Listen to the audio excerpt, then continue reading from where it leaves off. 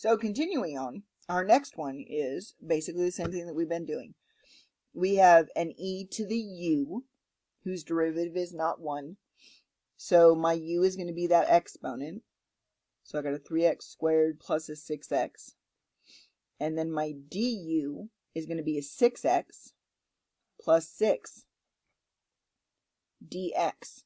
Well, I got the dx, but I have a 1x plus 1. I need a 6x plus 6, which means all I'm missing is a 6.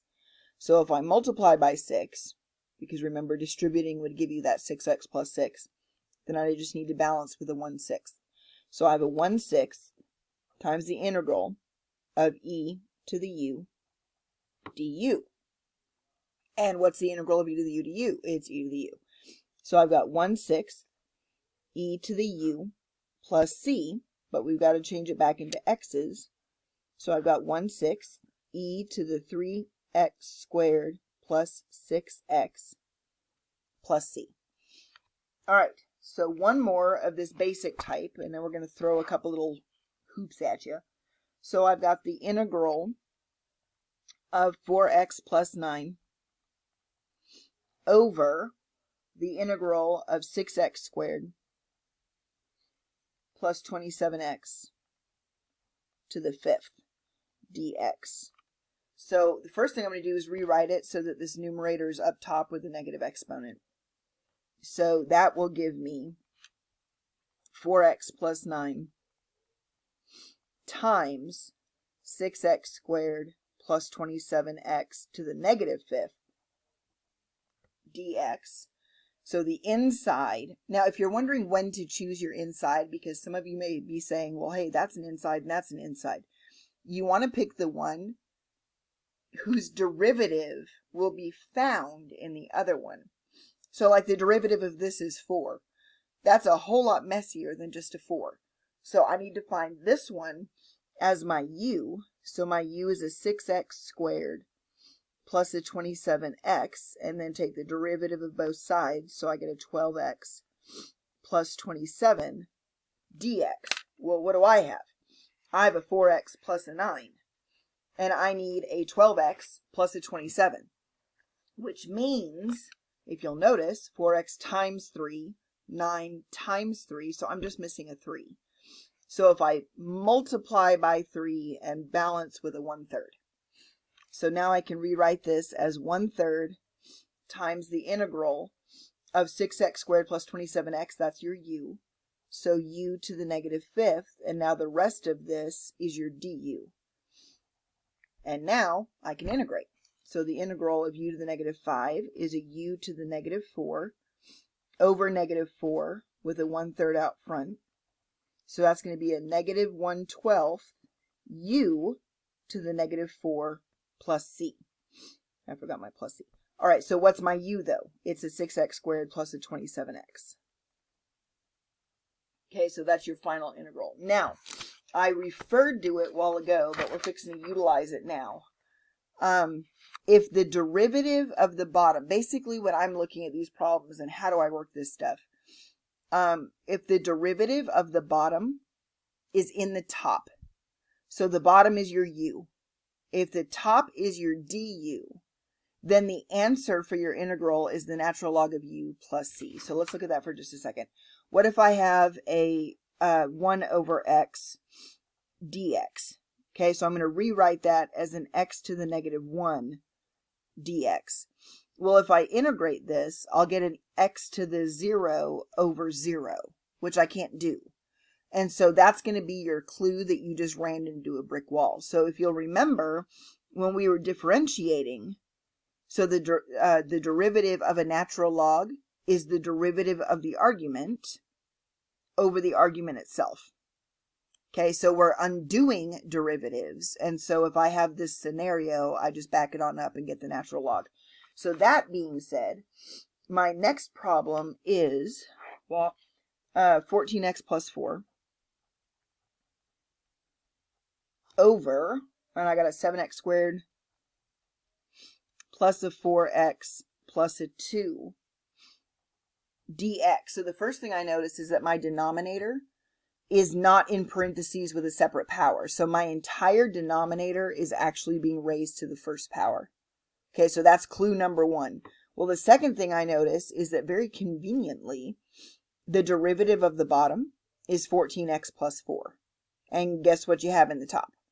Okay, so I could use U-substitution. So I could say that U is a 7x squared plus a 4x plus a 2.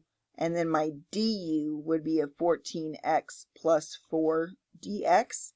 And then I can write that as a 1 du over u, or a du over u, however you want to do it. And then it matches what we just did here. So that's a 1 du over u. Well, I would prefer to not waste my time over here as long as I recognize the derivative of the bottom is in the top. So if the derivative of the bottom is in the top, when you're integrating, your answer is the natural log of the bottom, and you need to put it in absolute values, because remember that the argument of a natural log can never be negative. So this is just our safety way of saying, don't be negative. So that's literally your answer. The derivative of the bottom is in the top. The answer for integration is the natural log of the bottom.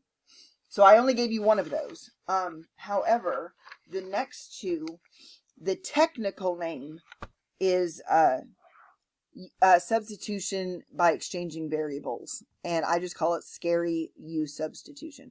So basically my setup is this. I've got the integral of p times p plus 1 to the 7th dp. Okay, so here's what I notice. The derivative of the inside is 1. That's great, fine, and wonderful. If this p wasn't here, everything would be fine and dandy, because I would just integrate that as a p plus 1 to the 8th over 8 and be done. So he's causing issues. So we're going to start on the same path of just basic substitution, but what I'm going to end up doing is I'm going to end up solving for p. So step number 1 is identify your inside. So my u is going to be p plus 1. Happy?